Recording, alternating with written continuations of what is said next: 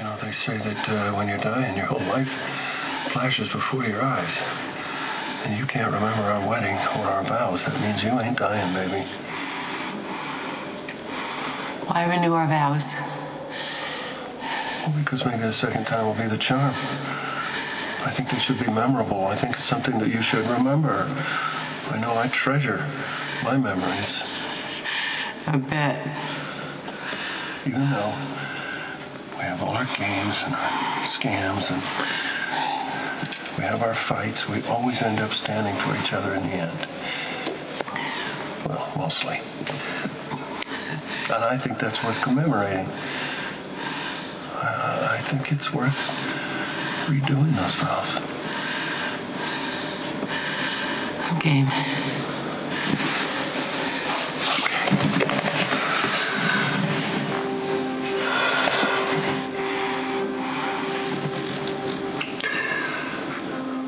Tracy, Angelica, Quartermain Spencer. You have transformed my life. Not just with the bank accounts and the mansion, the corporate jets. I mean, all that's nice, but none of that could keep me here with you if I didn't want to be. It's you, darling. It's you. Your humor, your intelligence, your feistiness, and your huge heart, which you always try to keep hidden. You make my life worthwhile. It's because of you that I give a damn. I love you with all my heart. My Spanky, my sweetheart, my wife.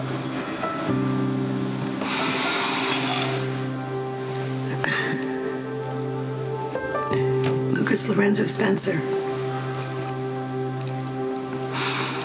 I have always taken great pride in being the difficult one, hard to handle, hard to please. But you are the challenge of my life. You outdo me every time.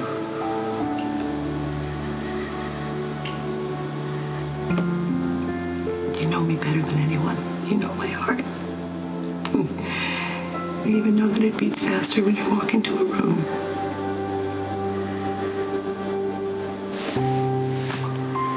You're worth the trouble.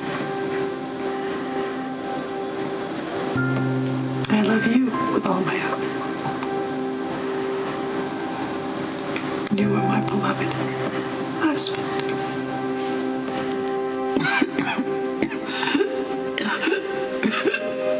Tracy? Tracy? Maxie, hey, listen. Dr. Fryman, Dr. Norman. Of course I miss Robin. She's in Africa doing such good work, so I'm trying to manage. By finding a substitute. I mean, you have to get your much-needed female attention from somewhere, so why not an ex-girlfriend? You know what? I can't even believe you're joking about this. You know I love Robin. I never said that you didn't. But there is nothing more dangerous than a man who feels abandoned. All right, okay. Hands off my date, bro. Sorry, don't let me spoil your fun. At that section, but okay. You better prepare yourself, because I'm not going to Hey, So, about tonight. Actually, you were right, Patrick. I mean, maybe 3, as a crowd for dinner, and there's no reason for you to go somewhere that you don't want to go to. So how about we all study the investment specs on our own, and Steve and I will go and grab dinner at the Tin Horn, without you.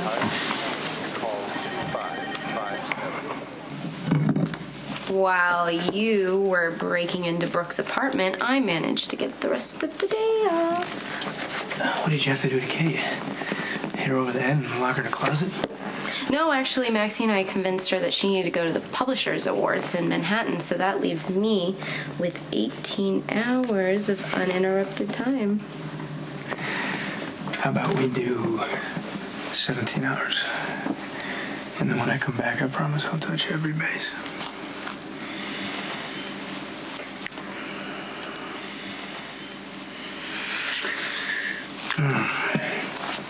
I got this meeting with this lawyer. He represents clients with diminished capacity.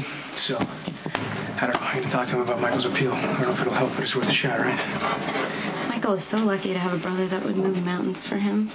So you go to your meeting, and I'll be here when you get back. All right.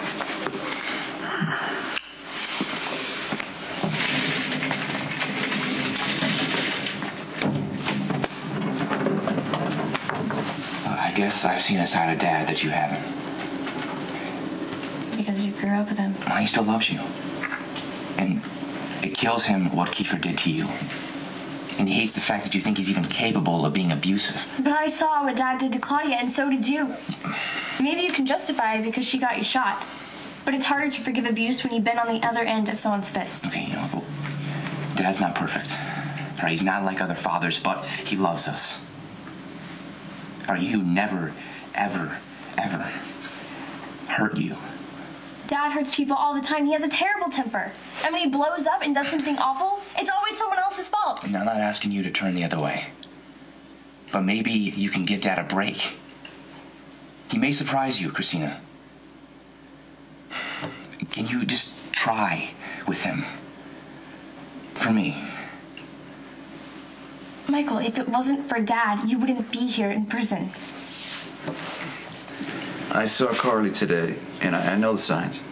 She's got something she's working on, and I don't, I mean, Can you just give her just a little room? I mean, her first visit here was pretty traumatic. She could barely hold herself together after seeing Michael. And then she gets emotional and crazy, and then yeah, she acts out. I get it, but she's doing the best she can considering. Okay, I just right now I don't need her being a loose cannon. I know, I understand. All right, but she's not going to do anything that's going to make things worse for Michael. She blames me. She said it to my face that I was the worst choice that ever happened to Michael. Like I wanted this to happen. Like I didn't do everything in my power to stop it.